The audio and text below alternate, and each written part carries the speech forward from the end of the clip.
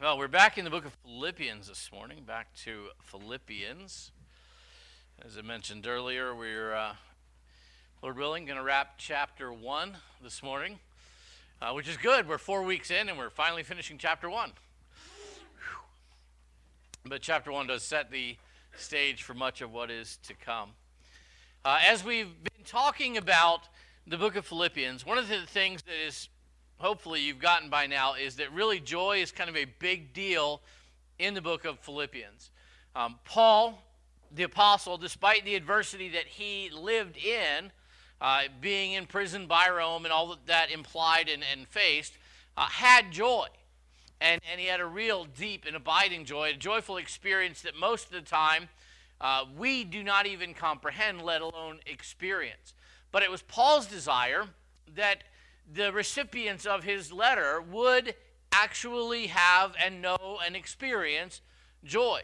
And so in the broadest sense, or in the narrowest sense rather, he is speaking directly to the church at Philippi. He is writing to them. This is a letter written to them. And so in the narrowest sense, he wants those people living in Philippi in the first century to experience joy. But he also wrote with an awareness that they would not be the only recipients of this particular letter.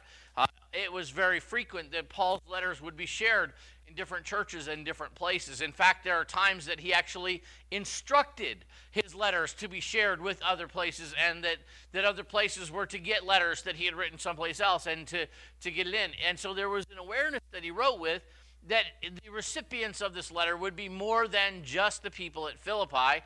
I don't know that Paul, in his humanity, looked through the corridors of time and considered that 2,000 years later, people would be getting together to read and discuss this particular book.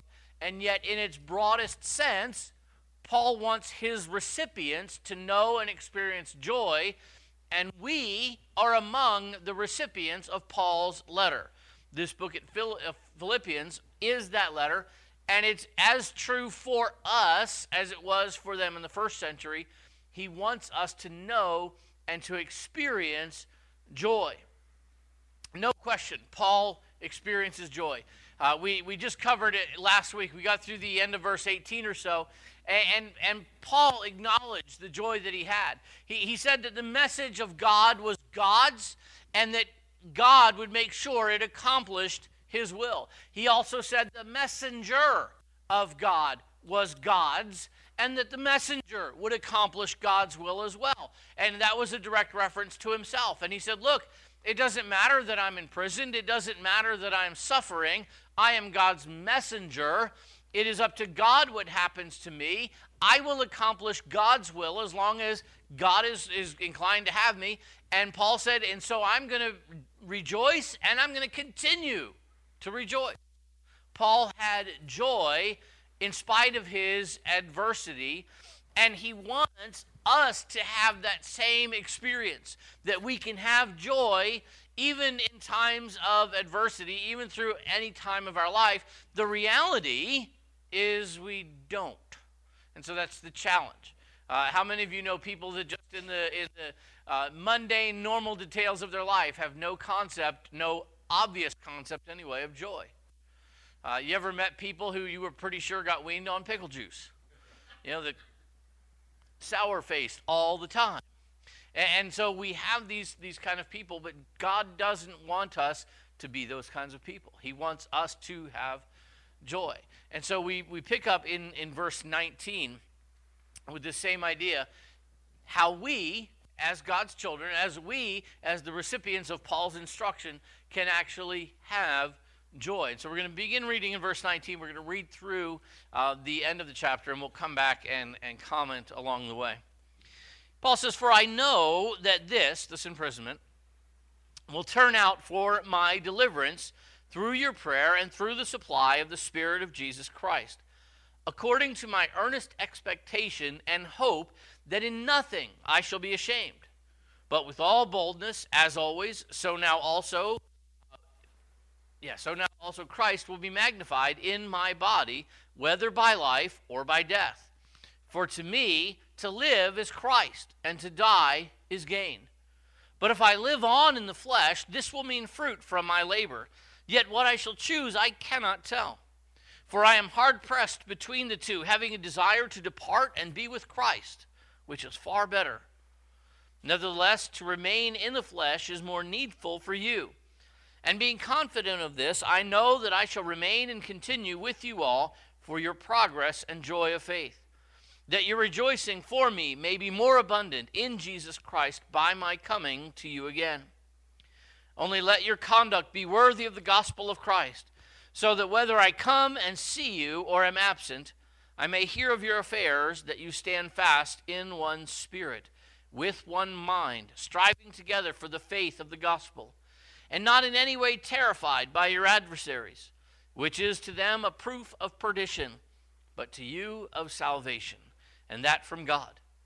For to you it has been granted on behalf of Christ, not only to believe in him, but also to suffer for his sake, having the same conflict which you saw in me, and now here is in me.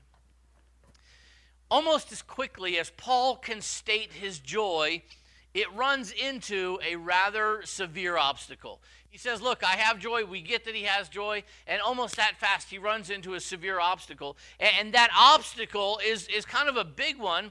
The obstacle was the fact that he could die. That's kind of an obstacle, you would think. As you think about the relationship that Paul had with the Philippians, his death would definitely impact their joy, because if he died, would they be happy? I mean, that's not normal human behavior. When somebody you care about dies, typically you're sad. And so it's the exact opposite of joy. And so he recognized that his death would negatively impact, potentially, probably, their joy. And the fact that he was standing under the possibility of death would seem to really diminish his own joy. You would expect, if you were in prison and you were going to face judgment for your faith, and you were looking at the prospect and possibility of dying for your faith, hopefully you would have faith that you were dying for. But joy is one of those things that we wouldn't expect Paul to have in abundant supply, and yet the exact opposite is true. The fact that he was about to die potentially did not slow down his joy at all. And he makes it really clear in a couple ways. He says, first of all, that he knows he's going to be delivered. In verse 19, he knows he's going to be delivered. Now, the idea there, delivered means freed from my present state. It doesn't imply he's walking out on 2 feet. He may be carried out on a stretcher, but either way, he's getting out. And so he knows that he's going to be delivered according to his earnest expectation and hope. Now, there's some real color in that idea. An earnest expectation is a watching with an outstretched head.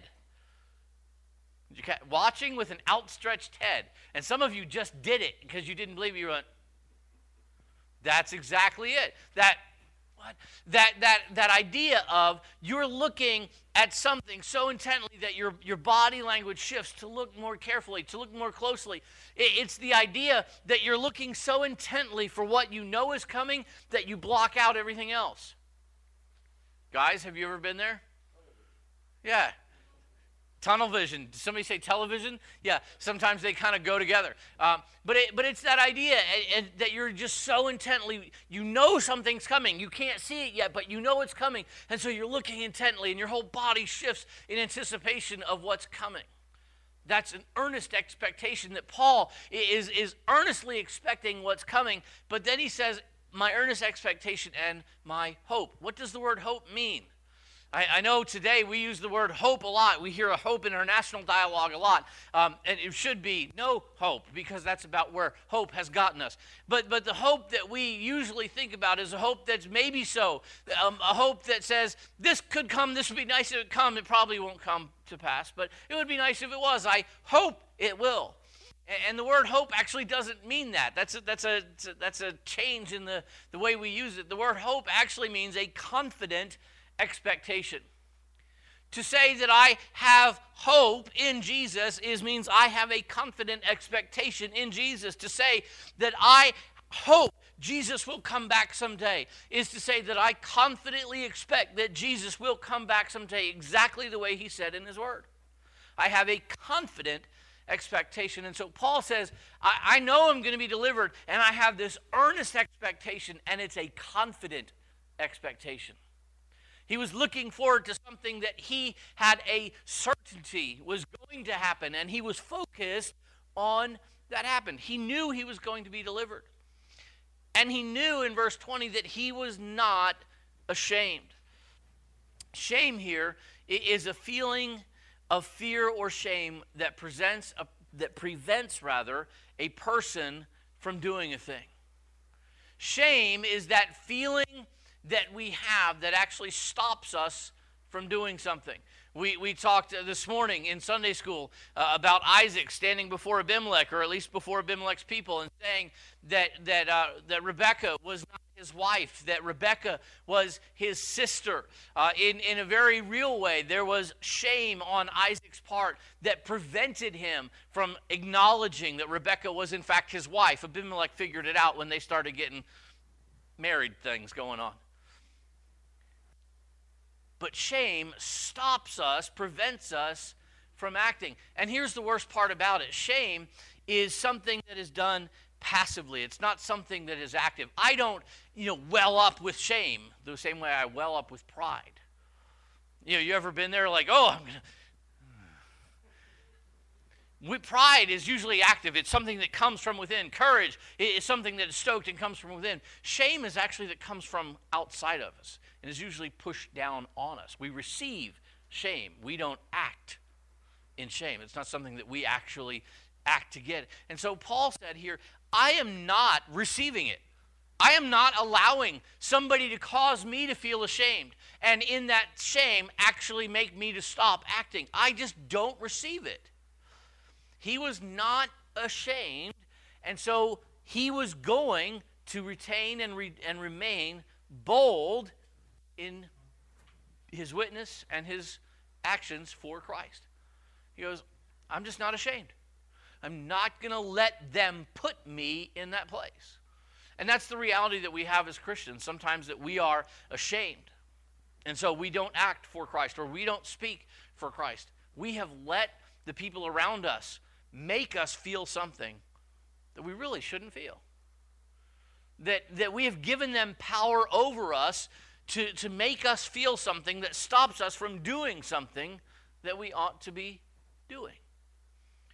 And if you have the ability to let people make you feel shame, then you also have the ability to not let people make you feel shame. And Paul said, just not doing it. I'm not ashamed. So he knew he'd be delivered. He knew he was unashamed, but he didn't know if his release was coming through life or through death. And this really was the part of the problem here. I don't know if I'm going to live or if I'm going to die. Not only did he not know which way his release was coming, he didn't know which he preferred. I mean, you look at this, and this is a little outside of our norms. This is outside of what we would consider even sane. But here's Paul going, I'm going to be delivered from this jail. I may walk out on my 2 feet, or they may carry me out in a body bag, and honestly, I'm not sure which I prefer. This is not a conversation I've ever had with myself. I don't know. I mean, do I really want to live? It might be better to die. This is just, if you have these conversations, typically they put you into a room that's padded and they give you some help or some meds or both. These are just not conversations that we typically have or even think people should typically have. But he honestly didn't know if he wanted to live or if he wanted to die. There was this real quandary that he went through and he experienced. And it wasn't that he was suicidal, but he recognized that death wasn't the big burden, wasn't the big obstacle that everybody sees it as. He says, look, you think that's a big deal. It's not a big deal. In fact, it's not even a bad deal. It's just a deal. So he was trying to figure out what he wanted to do. But he had a unique perspective that made this possible. He had a unique perspective that made all of this rationalization possible. And it's the verse that we get in verse 21, and it is critical that we hear it and that we understand it. It's one of those verses that we memorize because it's short. And so if I were to say, hey, memorize Philippians 1:21, some of you could quote it already because we've read it once, and that's about all it takes. It's memorable, it's powerful, and it's awful at the same time. And Philippians 1:21 simply says, for me to live is Christ, and to die is gain. Isn't that a great statement? Isn't that the kind of statement that you would love to be able to make? For me to live is Christ, and to die is gain. There is power there, but there is a potential problem there for us. The living is Christ part we think we're okay with. The dying is gain part is the part that we struggle with. But here's the thing. Paul said, for me to live is Christ. For Paul, his highest passion in life was Jesus Christ. His highest priority in life was Jesus Christ. His highest pursuit in life was Jesus Christ. The one thing he wanted more than anything in his life was Jesus Christ. So he said, for me to live is Christ. My whole life is about Jesus. And since my whole life is about Jesus, if I were to die, guess what happens? I actually attain what I've been struggling for. I actually get Jesus. I actually get to go and be in his presence. I'm consumed by Jesus Christ. And if I were to die, I join Jesus Christ. So for Paul's mind, where's the problem? To die is to actually gain that for which he has been living. But you can only make that statement if both sides are true. And where this loses something in translation for us is that for us to live is a lot of things. Jesus might be one of those things, but he's not the thing. For me to live is my wife. And to die is loss, because now I'm separated from my wife. For me to live is my kids, and for me to die is loss, because it means to be separated from my kids. For me to live is my career, and for me to die is loss, because it's to be separated from my career. For me to live is the New England Patriots, and to die is loss, because it means being separated, because I don't think there's cable feed in heaven. And I know there's not cable feed in hell. If our life is about anything other than Jesus Christ, if he is not our highest priority, our greatest passion, then for us to die is not a gain, it is a loss. But Paul, Jesus was his highest priority. Jesus was his greatest passion. Jesus was his singular obsession. And so Paul said, death is not an obstacle to joy for me. Death actually ushers me into joy, because it is to gain that for which I have struggled so hard here. And so Paul said, death isn't an obstacle to joy. Death is ushering in of joy. And so be careful when you bust out Philippians 1:21. For me to live is Christ, and to die is gain, because you don't mean it. You should. But most people who use it don't. And in that moment, you take a verse with immense power and you reduce it to a platitude. So be careful when you break that out. I hope you do mean it. I want you to mean it. I want Jesus to be your highest priority, your greatest passion, your singular obsession. I want it to be real, that you were to say, you can kill me, because it's just going to give me to Jesus. And that's where I want to be anyway. But most of us, Jesus is a competing priority with all of the other priorities in our life. And so we fear death, because death is loss.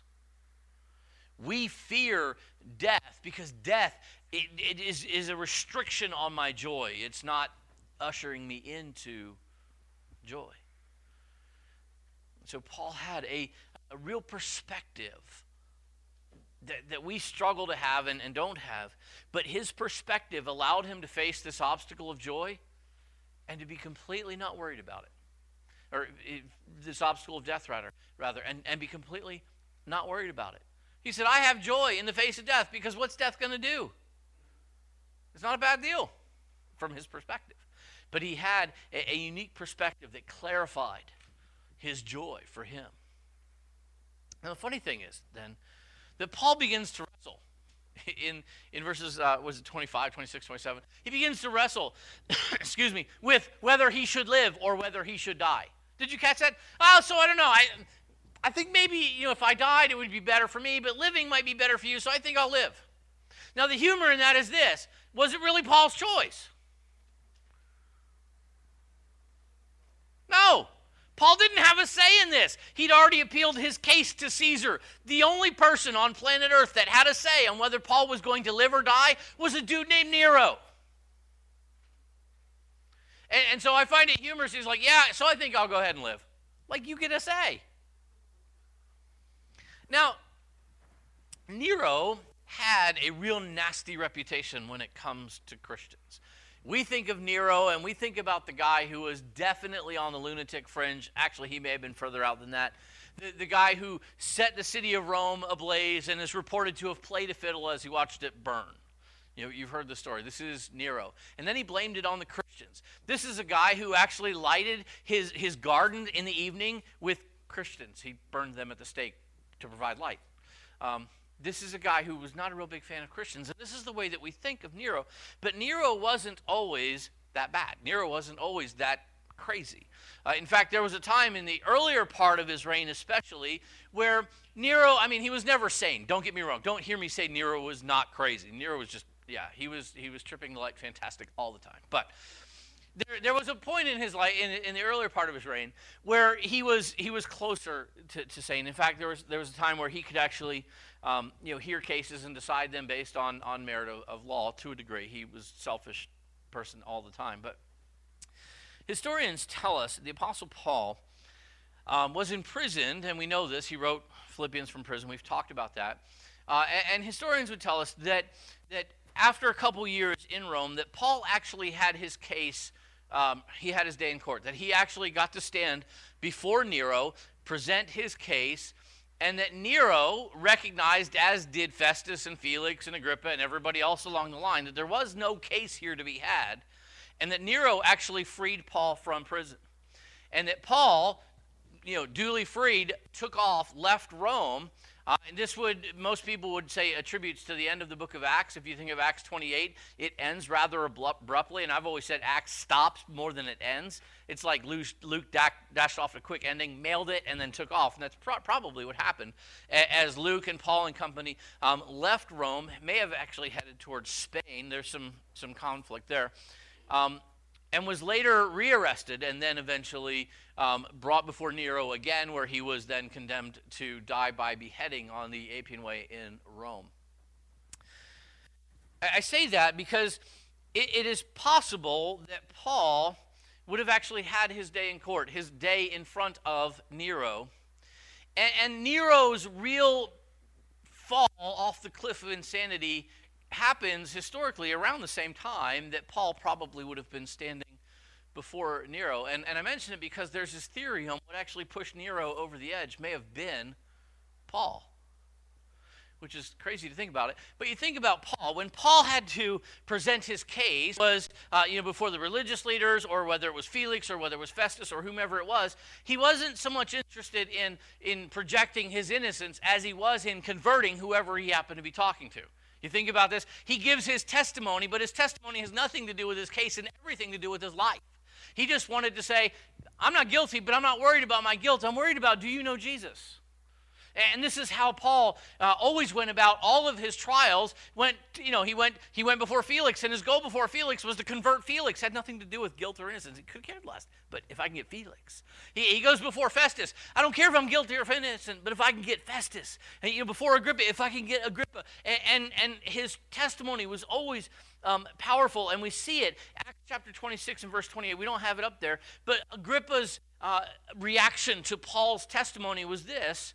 Agrippa said to Paul in Acts 26:28, "You almost persuade me to become a Christian." And so at the end of Paul's trial, Agrippa's going, "You almost got me, man. I could see me going there." And can you imagine what it would have been like for the Apostle Paul to walk into the office, the throne room of the most powerful man on planet Earth, and Nero at that moment, Caesar of Rome? Not interested, not worried about innocence or guilt, but would he have put on the absolute best presentation of the gospel that he could muster before Nero? Because if he could get Nero, what would that mean for Christianity around the world? And you can envision Paul giving everything he had to Nero to try to convert Nero. Nero being in that same place that Agrippa has been. Almost you persuade me to be a Christian. That almost a Christian is one of the worst places to be. Because when you know something is right and you refuse to accept that it's right, does it do something to your head? Suddenly you start living with tension. Suddenly you begin hating the thing that you know is right, but you refuse to accept it. It becomes a very sore point for you mentally, psychologically. And a guy like Nero did not need a lot of help pushing him over the edge. It's an entertaining theory, isn't it? It's only a theory, but it's not an impossibility. It fits the facts in hands that Paul may have been the guy who pushed Nero over the edge. He paid for it. He died for it later, but it's not an impossibility. Anyway, back to Paul. So Paul explains his perspective to the Philippians. He says, look, for me to live is Christ, and for me to die is gain. And so when we think about this obstacle to joy, that is death, he said that's not an obstacle to joy for me. But as quickly as he kind of overcomes that particular obstacle, he runs smack into an obstacle which was greater and potentially worse. It's something that potentially could have harmed his own joy, and something which definitely would have impacted the joy that the Philippians could have had. And the obstacle that he ran into was the fact that they, the Philippians, and in that broader context, we, as recipients of his letter, he ran into the obstacle that we might fail. We might fail. And our failure was something that would have impacted Paul's joy. Our failure is something that would have impacted the joy that they had, because let's face it, when we fail, do we feel good about it? Anybody ever like bomb an exam and go, wow, that feels good? You know, how many of you kids in here, you got like a 40 on a spelling test and you walked out going, I are smart. Don't raise your hands. Moms, feel free to get up and slap your kids. All right. No, I'm kidding. Don't. Wait till you get home. We're on camera. But we don't feel good when we fail. And so Paul recognized that their failure is something that would have robbed their joy. And so he encourages them in verse 27 that they needed to walk worthy. They needed to conduct themselves in a way that was worthy of the gospel of Jesus Christ. He says, you need to conduct yourselves in a way that is worthy of Christ, so that whether I get to you or whether I can't because I'm taking a dirt nap, that I hear about that you are being faithful, that you are living in a way that is worthy of the gospel of Christ, and in a way that will bring you joy. Please, please, please don't fail. And so he says to them in verse 27 that they needed to stand fast, because the reality was, and always has been, that as Christians, that we are in the minority. And that has always been so. Even when in the 4th century Rome converts, as it were, to Christianity, real Christians were still in the minority. And there's a trail of blood through the ages to prove it. And so Paul says, look, stand fast in the face of an advancing enemy. Stand fast in spite of the fact that the people around you are different from you. They have different priorities from you. They make you feel unique, and they make you feel different, and they make you feel cast out. This is our lot.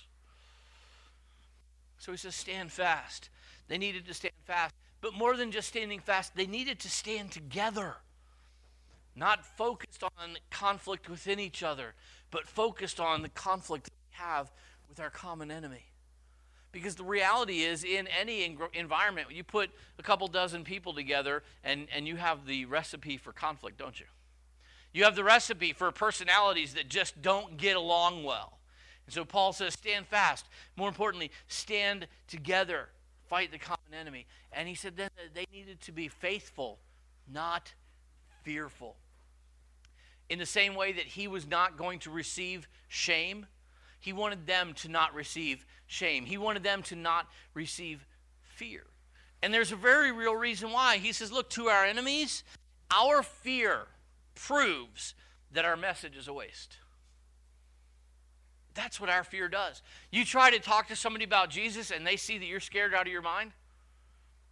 They see somebody that is not convinced that they're right.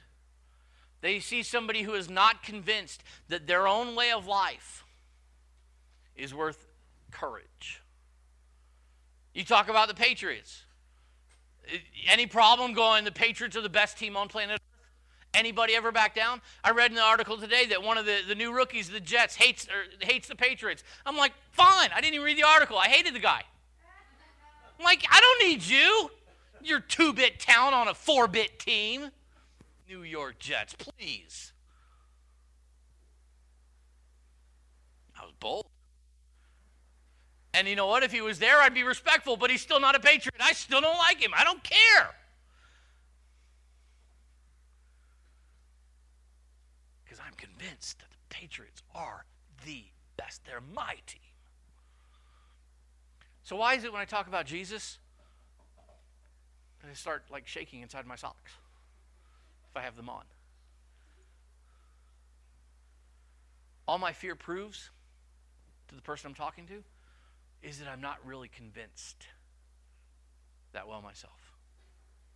So Paul says we need to not be afraid because our fear proves that our message is just not worth it.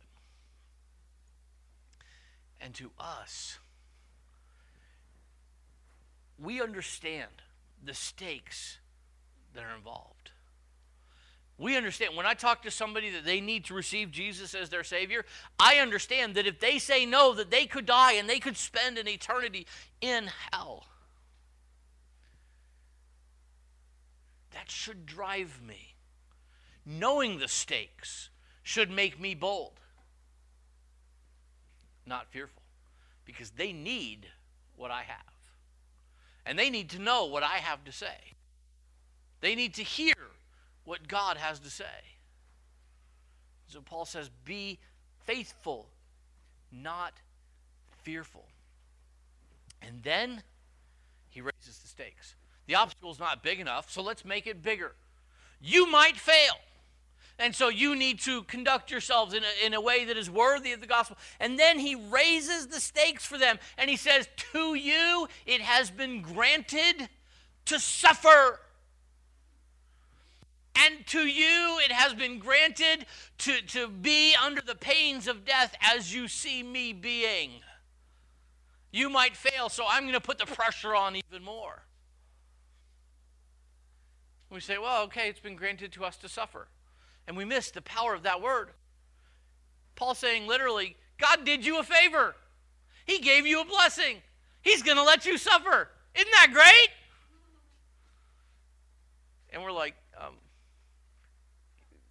is there like a gift receipt with this blessing? I'd like to return it, get something better. Right? Let's be honest. Anybody ever really happy when you take one for the team? So Paul says, look, you have an obstacle to your joy. You might fail. You need to conduct yourselves worthy. Oh, and by the way, the fact that you're going to suffer for Jesus, that's a blessing. That's a favor that God did for you. Gee, thanks. That's how Paul considered it, though. He said, I'm sitting in jail. I'm suffering for God. Aren't I lucky? But his perspective was what? His perspective was for me to live as Christ and to die as gain. His whole life was about honoring Christ. And if Christ was honored most by Paul sitting in prison, then Paul was content to sit in prison because that honored Christ. If that's what God wants for me, then that's what God wants for me, and that's what I want for me too. Because He is my highest priority, my greatest passion, my singular obsession.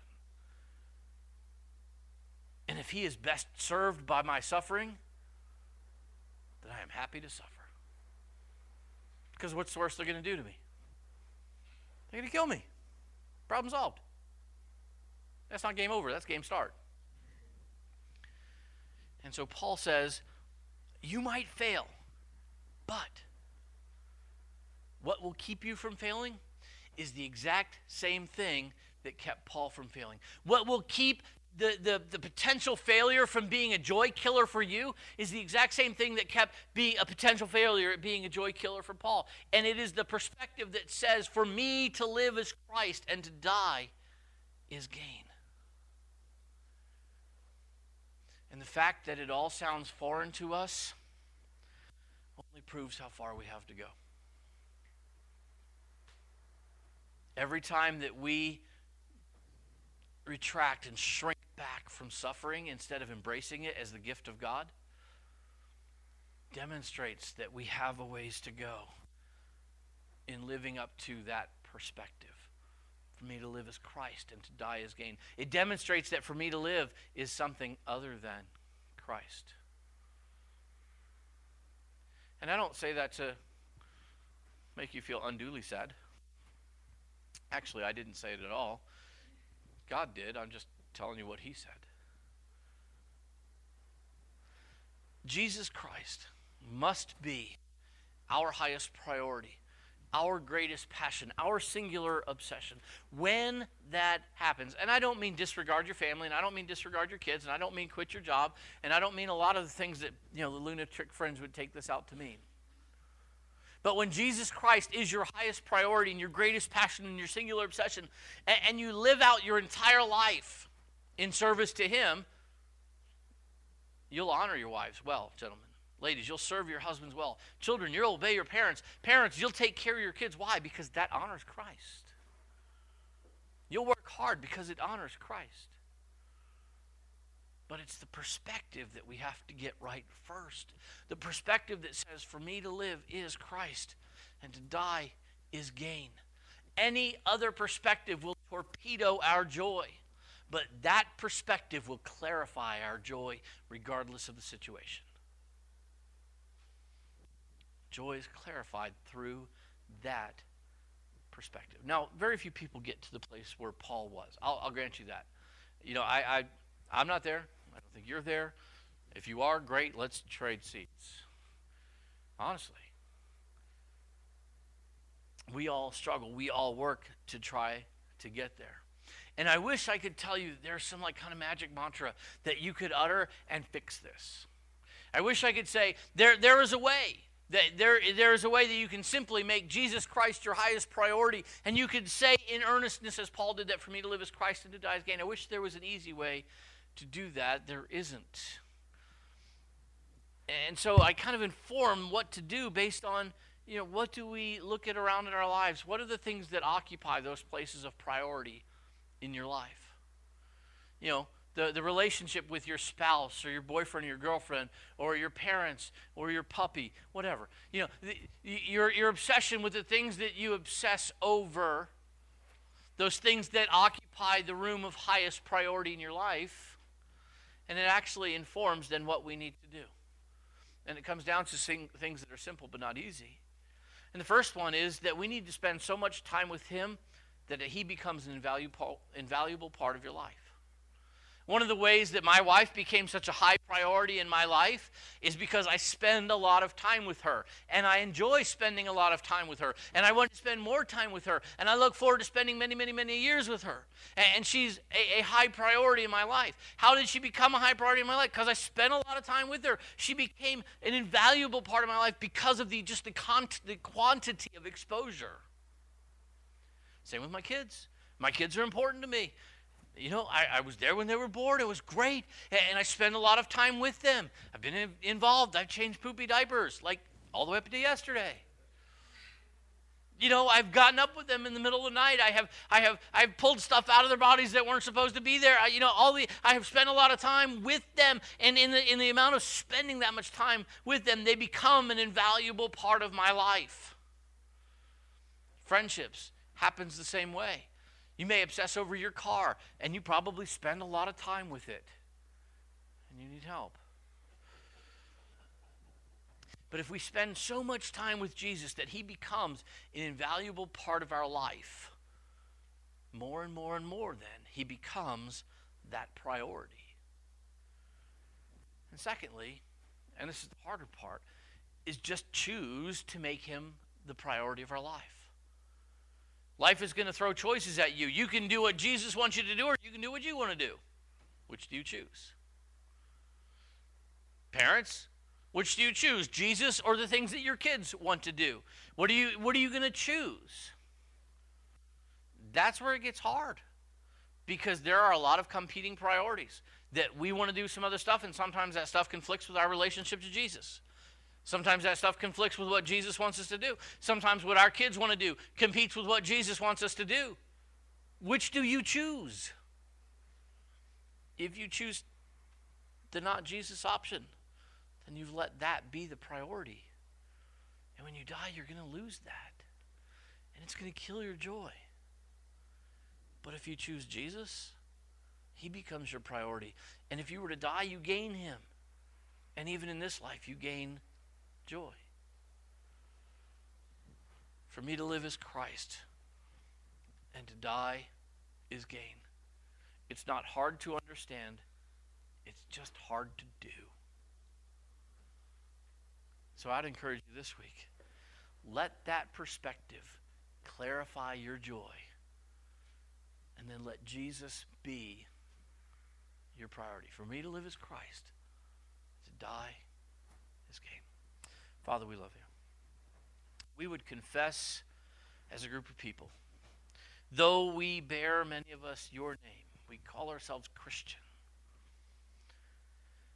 we would have to confess this morning that Christ is not always our highest priority. He competes with a bunch of priorities in our lives, and sometimes he even wins. But Father, sometimes he loses. Help us to have this priority. Help us to have this perspective that Jesus would be our highest priority. And that nothing in this life and nothing that could take away this life could shake that, or could shake the joy that would result from it. Father, help us. Not that we know what to do, we do. We pray in Jesus' good name.